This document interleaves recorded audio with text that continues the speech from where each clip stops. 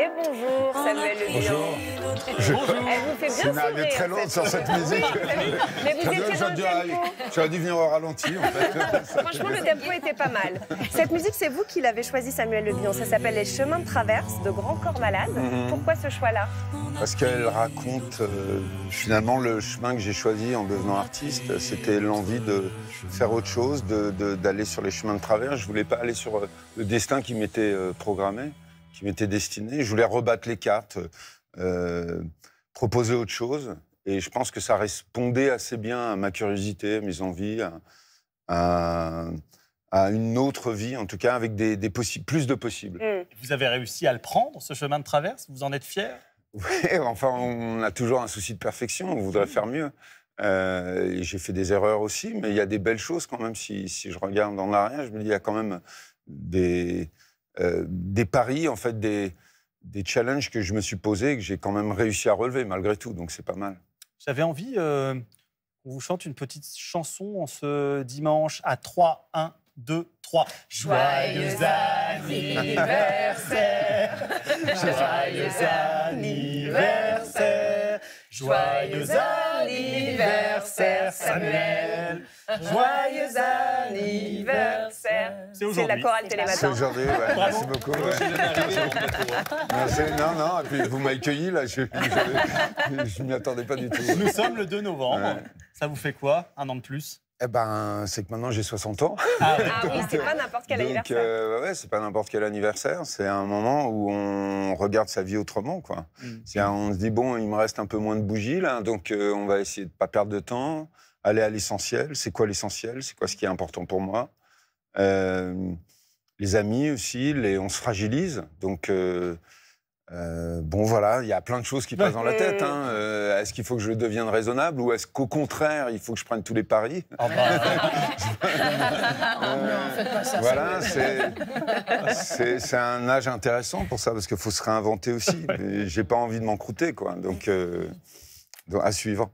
On suivra ça. Bon, bien sûr, on va parler évidemment et voir des images du nouvel épisode d'Alex Hugo, l'inédit qui est diffusé mardi prochain sur France 3. Mais d'abord, on se doit d'honorer une tradition dans ce Télématin. Elle est signée Jean-Jacques Goldman. Encore un matin pour rien. À quoi ressemblent les matinées de Samuel Le Bihan? C'est un peu ce qui va nous occuper pendant cette interview traditionnelle. Encore un matin. Question courte, Samuel, et réponse courte, c'est le principe. Et on y va tout de suite. L'humeur du jour, en un mot. Là, un peu fatigué parce que j'ai fait la fête tous ces jours, Halloween, tout ça, l'anniversaire, enfin voilà. Donc là, il y a un peu fatigué. Ouais. Vous êtes plutôt réveil câlin ou réveil chafouin? Je sais pas. Qu'est-ce qu'on dit de moi? On dit que oui, je parle pas beaucoup. Je suis un peu fermé le matin. J'ai un peu dans mes pensées. Donc c'est pas chafouin, c'est pas vrai, mais un peu ours, ouais. C'est quoi la première chose que vous faites quand vous vous réveillez le matin? Est-ce que vous avez un petit rituel? Moi, oui, un café, tout de suite. Je cours vers le café, mais j'adore ça. J'adore ce goût. Mais même sur un plateau de ciné aussi, j'adore ce moment-là où il fait très froid, on arrive au petit matin, on se prend un petit café, on fait 2-3 blagues pour se réchauffer. C'est une ambiance que j'aime beaucoup. Donc voilà, c'est le lien avec le café, il y a un lien affectif. Sauvé par le gong. Il y avait une autre question. Tu m'as fait de parler un peu plus, comme ça fait une autre question, quoi.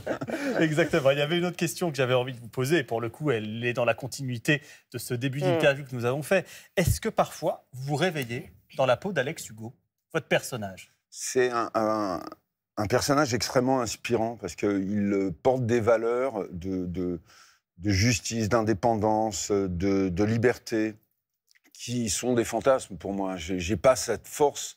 Parce que le prix de sa liberté, c'est sa solitude. Et j'ai pas la force d'aller juste vers cette solitude pour obtenir cette liberté. Donc il est une espèce de continuité fantasmée de ce que j'aurais voulu être. Alex Hugo, avec un nouvel épisode, et à chaque fois, ça réunit 5 millions de téléspectateurs sur France 3. C'est au moins ça. Et c'est effectivement... Oui, à chaque fois.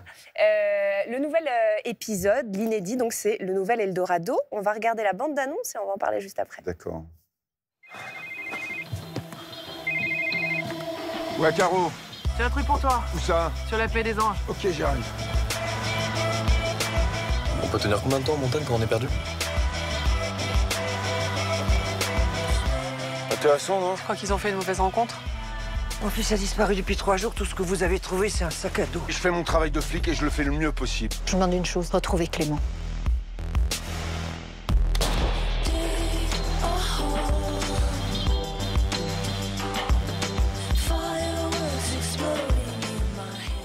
On comprend le point de départ, Samuel, d'un couple de personnes âgées qui déclarent la disparition de leur fils et de sa compagne. Alors, on ne va pas spoiler, mais j'ai le droit de dire qu'on va quand même de surprise en surprise. Enfin, moi, c'est l'impression que j'ai eue en regardant cet épisode. Ouais, il y a plein de choses auxquelles je ne m'attendais pas. En fait, ce qui est intéressant, c'est que sous le couvert d'une enquête et d'un temps court, puisqu'il faut rechercher quelqu'un, donc il faut faire vite, on parle des liens familiaux, l'héritage psychologique qu'il y a dans les familles, c'est-à-dire aussi la toxicité de ce qu'on transmet. Ouais, parfois, c'est vrai. Donc le sujet, il est abordé de façon différente entre des jeunes, plusieurs générations, mais c'est le thème central. C'est on a une mère étouffante, on a un père absent, et la famille, c'est pas toujours l'idéal qu'on veut se donner. C'est aussi une charge, une responsabilité, c'est aussi des dossiers qu'on doit gérer ensuite. Donc ça parle de ça. Depuis 11 ans, cette série Alex Hugo est tournée dans les Hautes-Alpes. Des paysages à couper le souffle et finalement cette montagne qui vous entoure, c'est presque aussi un personnage de la série. Est-ce que ce décor permet aussi, en même temps que les intrigues, de faire le succès de cette série? Je pense... j'ai du mal à définir le succès de cette série. Il est colossal, oui, ça vous êtes capable de le dire. Ce que je sais, c'est que nous, on le fait avec beaucoup de sincérité, beaucoup d'exigence. On essaye... Ce succès est une responsabilité. On essaye d'être à la hauteur des attentes et de se remettre en question en permanence. Et c'est vrai que ces paysages sont un terrain de jeu, mais c'est pas non plus la clé. Il y a plein de films qui sont sur la montagne qui marchent pas forcément. Donc, je pense que c'était le lien d'être au bon endroit à la bonne place, mais avec les bonnes intentions. Ouais, un bon équilibre entre tout ça, finalement. Oui, et il y a un équilibre sincère qu'on a réussi à trouver et qui est à la juste mesure, en tout cas, de ces paysages magnifiques.